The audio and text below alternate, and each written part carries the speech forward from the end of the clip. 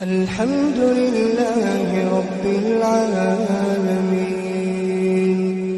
الرحمن الرحيم اعوذ باللہ من الشیطان الرجیم بسم اللہ الرحمن الرحیم الحمد للہ الذی انزل على عبده الكتاب ولم يجعل له عوجا قیما لينذر بأسا شديدا من لدنه ويبشر المؤمنين الذين يعملون الصالحات أن لهم أجرا حسنا ماكثين فيه أبدا وينذر الذين قالوا اتخذ الله ولدا ما لهم به من علم ولا لآبائهم كبرت كلمة تخرج من أفواههم إن يقولون إلا كذبا فلعلك باخع نفسك على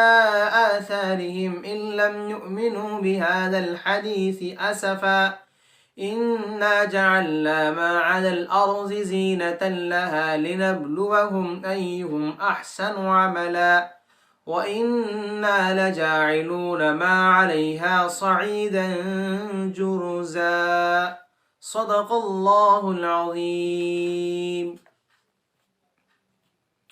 سورۃ الکہف، یہ سورت مکۃ المکرمہ میں نازل ہوئی اور اس سورت کے اندر 110 آیات ہیں اور 12 رکوع ہیں۔ یہ سورت بڑی مشہور و معروف سورت ہے، کم و بیش ہر مسلمان اس سورت کو پڑھتے ہیں، خاص کر جمعے کے دن، اور اس سورت کی بڑی فضیلت ہے۔ یہ سورت اپنے اندر بہت وسیع مفہوم رکھتی ہے، اور اس سورت کی اپنی الگ تاثیر ہے، اپنا ایک مزہ ہے، اور اس سورت کے بیشتر فضائل ہیں، بہت فضائل ہیں اس سورت کے۔ حضور پاک علیہ السلام نے ان کو بیان کیا اس سورت کے متعلق۔ حضرت ابو الدرداء رضی اللہ تعالیٰ عنہ سے روایت ہے، یہ حدیث مسلم، ابو داؤد، ترمذی، نسائی اور مسند احمد میں بھی یہ حدیث ہے۔ اللہ کے رسول صلی اللہ علیہ وسلم نے ارشاد فرمایا کہ جو شخص سورۃ الکہف کی شروع کی 10 آیتیں پڑھے گا وہ دجال کے فتنے سے محفوظ رہے گا۔ اور روایت حضرت ابو الدرداء رضی اللہ تعالیٰ عنہ سے ایک اور روایت ملتی ہے کہ جو آخری 10 آیتیں حفظ کر لے، یاد کر لے گا، ان کو پڑھے گا، وہ دجال کے فتنے سے محفوظ رہے گا۔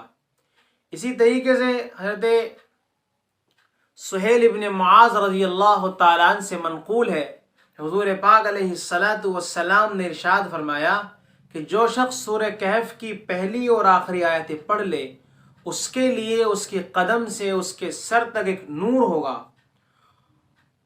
اور جو پوری سورت پڑھ لے گا اس کے لیے زمین و آسمان سے ایک نور ہوگا۔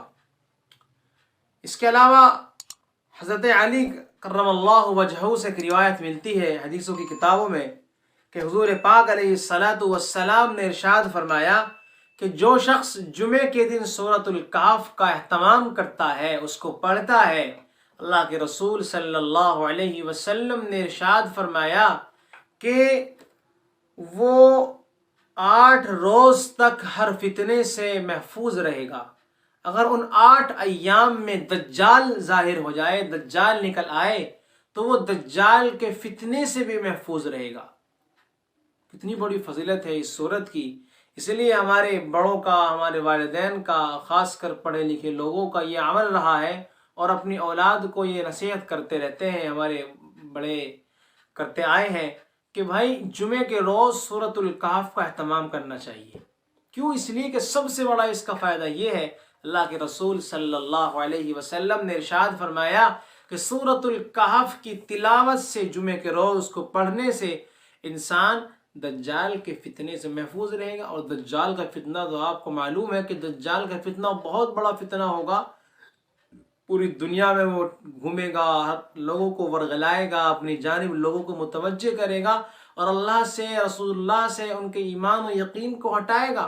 تو اس دجال کے فتنے سے حضور پاک علیہ الصلوۃ والسلام نے ہمیں بچنے کے لیے وظیفہ بتا دیا کہ جو سورۃ الکہف کو پڑھے گا وہ دجال کے فتنے سے محفوظ رہے گا۔ بہرحال یہ سورت بڑی مرتبے کی سورت ہے۔ کیسی اس سورت کا مرتبہ کیا ہے؟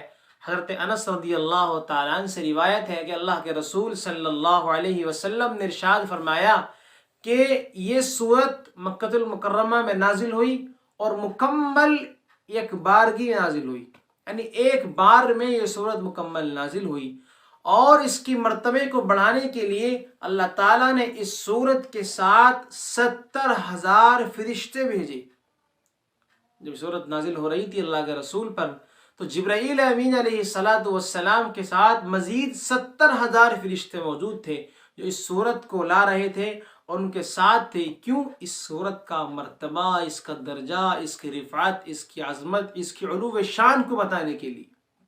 بہرحال یہ سورت اپنے اندر بڑا معنی رکھتی ہے۔ اس سورت کا بڑا بیک گراؤنڈ ہے۔ کیا بیک گراؤنڈ ہے؟ اس کا شان نزول کیا ہے؟ مکۃ المکرمہ میں جب حضور پاک علیہ الصلوۃ والسلام کی نبوت کا چرچا ہوا اور آپ کی نبوت کا زمانہ بڑھتا چلا جا رہا تھا تو مکۃ المکرمہ کے لوگ بڑے حیران اور پریشان ہو گئے، تو انہوں نے میٹنگ کر 2 آدمیوں کو، نضر ابن حارث اور عقبہ ابن معیط کو مدینۃ المنورہ روانہ کیا کہ بھائی وہاں جاؤ، وہاں پر یہودی ہیں جن کے پاس تورات کا اور انجیل کا علم ہے، اور وہ لوگ اپنے دین میں بڑے علماء سمجھے جاتے ہیں، عالم لوگ ہیں، ان کے پاس آسمانی کتابوں کا علم ہے، اور کیونکہ وہ انبیاء کی اولاد بھی ہیں، جاؤ ان کے پاس جاؤ۔ تو یہ نضر بن حارث اور عقبہ ابن معیط مدینہ منورہ پہنچے ہیں، اور وہاں جا کر انہوں نے بتایا کہ ایسا ایسا مکۃ المکرمہ میں ایک آدمی نبوت کا مدعی ہے، اب بتائیں ہم کیا کریں؟ ان خبیثوں نے یا ان یہودیوں نے کیا کیا؟ انہوں نے کرتے تو یہ کہ ہاں بھی وہ نبی ہے، ان کی نبوت کا زمانہ آ گیا، اور ہم نے اپنی کتابوں میں، تورات میں، زبور میں، انجیل میں ہم نے ان کی نشانی دیکھی ہے کہ ایسے وقت میں وہ ظاہر ہوں گے، ان پہاڑوں کے درمیان وہ ظاہر ہوں گے، وہ ایسے نبی ہوں گے۔ لیکن انہوں نے کیا کیا؟ اپنی خنس نکالنے کے لیے، خنس کیا تھی کہ یہودی بنو اسرائیل سے تھے اور اللہ کے رسول صلی اللہ علیہ وسلم بنو اسماعیل سے ہیں۔ تو جب معلوم یہ ہوا کہ حضور پاک علیہ الصلوۃ والسلام بنو اسماعیل میں پیدا ہوئے ہیں، بنو اسرائیل میں پیدا نہیں ہوئے، تو یہودیوں کو دشمنی ہو گئی اللہ کے رسول صلی اللہ علیہ وسلم سے۔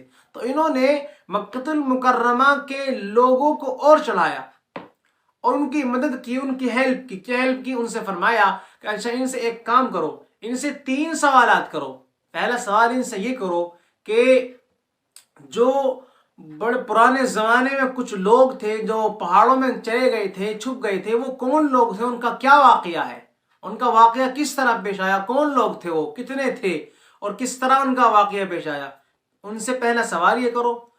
دوسرا ان سے سوال یہ کرو کہ ایک آدمی ایسا گزرا ہے جس نے مشرق سے مغرب پوری نے چلا گھوما ہے، وہ وہاں گیا، مشرق سے مغرب تک گیا ہے، وہ آدمی وہ کون آدمی تھا؟ تیسرا سوال اس نبی سے، اس نبوت کے مدعی سے یہ کرو کہ آپ کا روح کے بارے میں کیا کہنا ہے؟ جو انسان کے بدن میں آتما ہوتی ہے، روح ہوتی ہے، اس روح کے بارے میں تمہارا کیا کہنا ہے؟ اگر یہ آدمی ان 3 سوالوں کے جوابات دے دے تو سمجھنا کہ یہ نبی ہے اور رسول ہے۔ اگر یہ ان 3 سوالوں کے جوابات نہ دے پائے تو سمجھنا کہ یہ آدمی ویسا ہی ہے، یہ آدمی اب ایسی بات بنا رہا ہے، یہ آدمی نبی نہیں ہے بلکہ جھوٹا ہے، اور یہ آدمی فراڈی ہے۔ جب یہ 2 آدمی نضر بن حارث اور عقبہ ابن معیط مدینہ منورہ سے مکۃ المکرمہ آئے تو ان لوگوں نے اپنے کمیٹی کے لوگوں سے کہا کہ اس طرح ہمیں سوالات دیے ہیں، چلو چلتے ہیں محمد کے پاس۔ اب یہ آدمی محمد صلی اللہ علیہ وسلم کے پاس آئے اور آپ سے سوالات کا تذکرہ کیا۔ آپ نے ان سوالات کو سنا، سوالات سننے کے بعد آپ نے کہا سوالات کا جواب کل دوں گا، کل آ جانا۔ اب اللہ کے رسول صلی اللہ علیہ وسلم انشاءاللہ کہنا بھول گئے، یعنی آپ کو کہنا تھا کہ میں انشاءاللہ کل جواب دوں گا، لیکن آپ انشاءاللہ کہنا بھول گئے۔ اب کل آتی ہے، یہ لوگ کہے جواب دو جی۔ اللہ کے رسول صلی اللہ علیہ وسلم کو جواب معلوم نہ ہوا، کیونکہ آپ کو امید تھی کہ وحی آئے گی، جبرائیل امین آئیں گے، اللہ تعالیٰ میری اعانت فرمائیں گے، میں جواب دے دوں گا۔ اب کل آ گئی، جبرائیل نہیں آئے، وحی نہیں آئے، اسی طرح 15 دن گزر گئے۔ ادھر سے حضور اکرم صلی اللہ علیہ وسلم پریشان اور غمگین، ادھر سے مکہ المکرمہ کے کفار اور مشرکین کی مذاق اڑانا، ان کا طعنہ دینا، یہ آپ کو بڑا کھلا۔ 15 دن کے بعد اللہ تعالیٰ نے جبرائیل امین علیہ السلام کو بھیجا۔ پہلے تنبیہ یہ کی کہ جب آپ کوئی وعدہ کریں کل کے لیے تو اس میں انشاءاللہ کہا کریں، اس لیے کہ اور اس میں پیغام امت محمدیہ کو دے دیا گیا کہ کوئی کام انسان کے بس میں نہیں، انسان چاہتے ہوئے بھی کوئی کام نہیں کر سکتا جب تک کہ اللہ کی مدد شامل حال نہ ہو۔ تو پہلا پیغام اس میں یہ دے دیا گیا، اگر آپ کچھ بھی کام کریں تو اس میں انشاءاللہ کہیں، اس لیے کہ اللہ چاہے گا تو وہ کام ہوگا، اگر اللہ نہ چاہے تو انسان کا کوئی نبی بھی کام نہیں کر سکتا، اس لیے کہ ہر چیز کا کارساز، کام بنانے والا وہ اللہ کی ذات ہے۔ حضور پاک علیہ الصلوۃ والسلام سے پہلے یہ کہا گیا کہ اگر آپ کو کوئی کام کرنا ہے آئندہ تو اس میں انشاءاللہ کہیں۔ کیا کہا؟ وَلَا تَقُولَنَّ لِشَيْءٍ إِنِّي فَاعِلٌ ذَلِكَ غَدًا، کوئی کام اگر کل کے لیے کرنا ہے، کوئی کام اگر بات کہنی ہے آپ کو کل کے لیے تو اس میں کہیں انشاءاللہ، انشاءاللہ وہ کام ہو جائے گا، اللہ کی ذات سے امید ہے۔ بہرحال حضور پاک علیہ الصلوۃ والسلام کو وہ جوابات بتلا دیے گئے وحی کے ذریعے سے۔ پھر آپ صلی اللہ علیہ وسلم پر وحی کا سلسلہ شروع ہوا اور مکمل سورت نازل ہوئی، سورۃ الکہف۔ کیا ہے؟ الحمدللہ الذی انزل علی عبدہ الکتاب ولم یجعل لہ عوجا، کہ تمام تعریفیں اس اللہ کے لیے ہیں جس نے آپ پر، اپنے بندے پر کتاب کو نازل کیا۔ کون سی کتاب؟ قرآن پاک کو نازل کیا۔ وَلَمْ يَجْعَلْ لَهُ عِوَجًا، اور اس کتاب کے اندر ذرہ برابر بھی کجی نہیں ہے، کمی نہیں ہے، بالکل بھی اس کتاب کے اندر کمی یا کجی نہیں ہے، اور اس کتاب کے اندر کجی اور کمی اور برائی کا میلان بھی نہیں ہے، شبہ تک نہیں ہے اس کتاب کے اندر۔ قَيِّمًا لِيُنذِرَ بَأْسًا شَدِيدًا مِّن لَدُنْ، اچھا یہ کتاب کیوں آئی حضور پاک علیہ الصلوۃ والسلام کے پاس؟ قیمن، یہ کتاب بالکل ٹھیک اتری ہے، بالکل سیدھی کتاب ہے، بالکل پرفیکٹ کتاب ہے ایک طرح سے۔ لِيُنذِرَ بَأْسًا شَدِيدًا مِّن لَدُنْ، تاکہ آپ اس کتاب کے ذریعے سے اور اس کے پیغام کے ذریعے سے کافروں کو اس عذاب سے ڈرائیں جو اللہ کی طرف سے ان پر آئے گا۔ وَيُبَشِّرَ الْمُؤْمِنِينَ الَّذِينَ يَعْمَلُونَ الصَّالِحَاتِ أَنَّ لَهُمْ أَجْرًا حَسَنًا، اور مؤمنین کو خوشخبری سنا دیں کہ جو لوگ نیک عمل کرتے ہیں ان کے لیے اچھا اجر ہے۔ ان کے لیے کیسا اجر ہے؟ قرآن پاک نے متعدد جگہ اس کا تذکرہ فرمایا، ان الذین آمنوا وعملوا الصالحات لهم جنات تجری من تحتها الانہار خالدین فیہا ابدا، ایسے وہ ان کا اجر ہے کہ وہ نہروں اور باغات میں ہوں گے، اور ایسے باغات میں ہوں گے کہ ان کے نیچے نہریں جاری، چشمے جاری، جھرنے جاری۔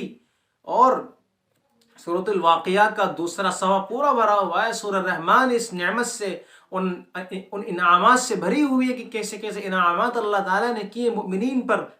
تو یہ کتاب کیوں اتری اللہ کے رسول پر؟ کہ پہلے تو آپ یہ کریں کہ کافروں کو ڈرائیں اللہ کے عذاب سے، کہ ایمان لے آئیں، اللہ کے عذاب سے ڈریں، اور دوسرا یہ کہ مؤمنین کو خوشخبری سنا دیں کہ آپ جو ایمان لائے ہیں، نیک اعمال کر رہے ہیں، اس کا اجر ضائع نہیں جائے گا، اللہ کے یہاں پورا اجر ملے گا۔ ماکثین فیہ ابدا، اسی پر بس نہیں کیا بلکہ فرمایا کہ مؤمنین اس میں جنت میں ہمیشہ ہمیشہ رہیں گے۔ کیسا ان کے لیے اچھا بدلہ ہے؟ بدلہ کس چیز میں؟ جنت ملے گی، اور ان کے درجات بڑھیں گے، اور وہ جنت میں ہمیشہ ہمیشہ رہیں گے۔ وَيُنذِرَ الَّذِينَ قَالُوا اتَّخَذَ اللَّهُ وَلَدًا، اور ڈرائیں ان لوگوں کو جو کہتے ہیں کہ اللہ تعالیٰ کی اولاد ہے، اللہ تعالیٰ صاحب اولاد ہے۔ کیسی واہیات اور کیسی بکواس بات تھی یہ کہ مکہ المکرمہ کے مشرک بھی، کافر بھی، یہود بھی اور عیسائی بھی کہتے تھے۔ یہ خصوصی بات کہی جا رہی ہے، وَيُنذِرَ الَّذِينَ قَالُوا اتَّخَذَ اللَّهُ وَلَدًا، کہ سنا دیں اور ڈرائیں ان لوگوں کو جو کہتے ہیں کہ اللہ تعالیٰ کی اولاد ہے۔ مَا لَهُم بِهِ مِنْ عِلْمٍ وَلَا لِآبَائِهِمْ، اللہ تعالیٰ فرماتے ہیں ان کے پاس کوئی علم نہیں ہے، نہ ان کے آباء و اجداد کے پاس کوئی علم تھا، یہ ہوائی فائر کرتے ہیں بالکل. ارے کم وقتوں کچھ علم رکھ لو، اس کو اولاد کی کیا ضرورت ہے؟ وہ اولاد کیوں رکھے گا؟ اگر اولاد ہوگی تو ضرور کوئی لڑائی ہوگی. اور یہ ضابطہ ہے کہ ایک ملک میں، ایک گاؤں میں، یا ایک قصبے میں، یا ایک ضلع میں 2 سردار نہیں رہ سکتے. تو ایسا ہی باپ کے بعد بیٹا وارث بنتا ہے، تو وہ بیٹا کب بنے گا وارث اور باپ کب ہٹے گا اس پد سے، اس کرسی سے؟ تو یہ بالکل فضول بات ہے اللہ کے لیے کہنے کی. تو اس لیے قرآن کہہ رہا ہے کہ ڈراؤ ان لوگوں کو جو کہتے ہیں کہ اللہ تعالیٰ کی اولاد ہے اور ان کے پاس کوئی علم نہیں ہے، ان کے آباء و اجداد کے پاس کوئی علم تھا. کبرت کلمۃ تخرج من افواہہم، یہ بہت بڑی بات ہے، یہ جرأت ہے اللہ تعالیٰ کے معاملے میں کہ یہ لوگ کتنی بڑی جرأت کر رہے ہیں اللہ تعالیٰ کے معاملے میں، اور اتنا بڑا کلمہ نکالتے ہیں اپنے منہ سے. صاف سن لو کہ یہ جھوٹی بات ہے، خالص یہ جھوٹ بولتے ہیں، یہ اللہ تعالیٰ پر افترا بازی کرتے ہیں، یہ اللہ تعالیٰ پر تہمت لگاتے ہیں، بہتان لگاتے ہیں کہ اللہ تعالیٰ صاحب اولاد ہے. نانا، اللہ تعالیٰ کا ارشاد ہے قل هو اللہ احد، اللہ ایک ہے، اللہ الصمد، اللہ بے نیاز ہے، لم یلد ولم یولد، نہ وہ کسی کی اولاد ہے نہ اس کا کوئی بیٹا بیٹی ہے، ولم یکن لہ کفوا احد، وہ اکیلا ہے، اس کا کوئی ہمسر نہیں، کوئی ساتھی نہیں، کوئی ساجی نہیں، وہ اکیلا ہے. اب حضور پاک علیہ الصلوۃ والسلام کو تسلی دی جا رہی ہے اور آپ کو کہا جا رہا ہے فَلَعَلَّكَ بَاخِعٌ نَفْسَكَ عَلَىٰ آثَارِهِمْ إِن لَّمْ يُؤْمِنُوا بِهَٰذَا الْحَدِيثِ أَسَفًا. اے نبی، آپ ان لوگوں کے ایمان لانے کی وجہ سے اتنے غمگین ہیں، کہیں ایسا نہ ہو کہ آپ اپنی جان کو آفت میں ڈال لیں.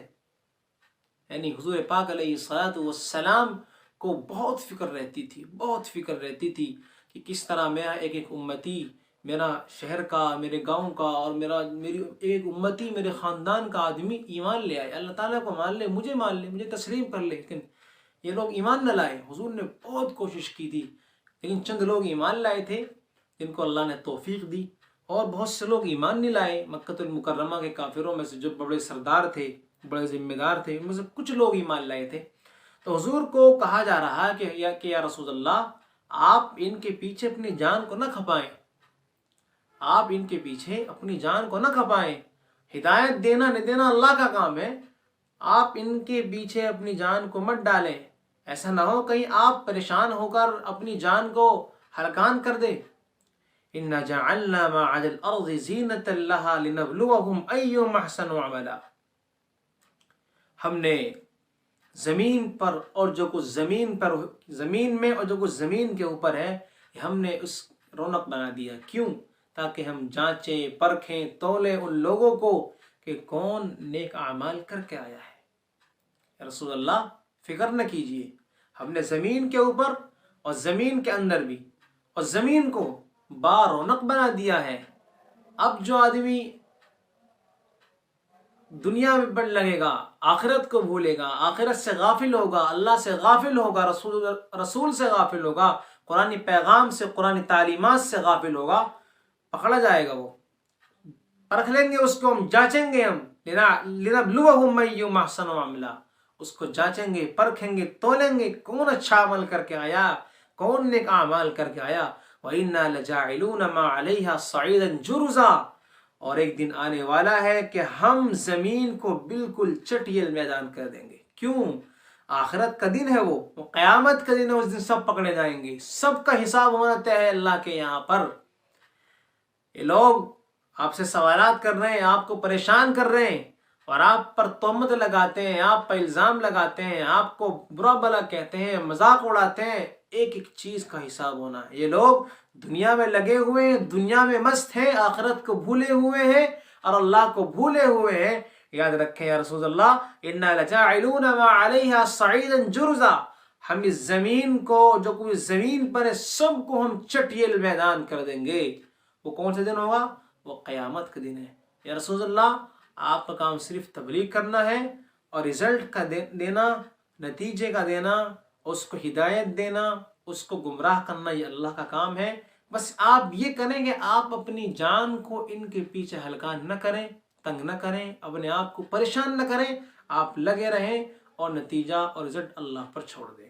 تو یہ سورۃ الکہف کی مختصر سی چند 8 آیتیں میں نے آپ کے سامنے پڑھی تھیں، اور مختصر اس کے فضائل اور اس کی تھوڑی سی تفسیر، اس کا تھوڑا سا ترجمہ آپ کے سامنے رکھا ہے۔ یہ سورت بڑی اہمیت کی حامل ہے، حضور پاک علیہ السلام کا بھی معمول تھا، اور صحابہ کرام کا معمول تھا، اور ہمارے اکابر علماء کرام کا معمول تھا اور ہے، اور انشاءاللہ ہم خود بھی اس پر جو ہے عمل کرتے ہیں کہ سورۃ الکہف کو تلاوت کرتے ہیں جمعے کا روز۔ یہ بڑی فضیلت والی سورت ہے، اس سورت کو پڑھا کریں۔ اور الحمدللہ ہم نے یہ سلسلہ شروع کیا ہے کچھ احباب کے کہنے پر، کچھ احباب کی کالز تھی، ان کے میسیج تھے کہ تفسیر شروع کی جائے، مختصر تفسیر شروع کی جائے اردو زبان میں، تاکہ لوگوں کو سمجھنے میں آسانی ہو اور اس سے کچھ ہمیں فائدہ ہو سکے، یہ فائدہ عام کے لیے تو ہم نے یہ سلسلہ شروع کیا ہے، آپ لوگوں کی خدمت میں یہ پیش کر رہے ہیں۔ اللہ تعالیٰ سے دعا فرمائے اللہ تعالیٰ ہم سب کو سورۃ الکہف کو پڑھنے کی، اس کو پر عمل کرنے کی توفیق عطا فرمائے، اور قرآن کا ذوق ہمارے اندر پیدا فرمائے، اور قرآن کی خدمت کرنے کی توفیق عطا فرمائے۔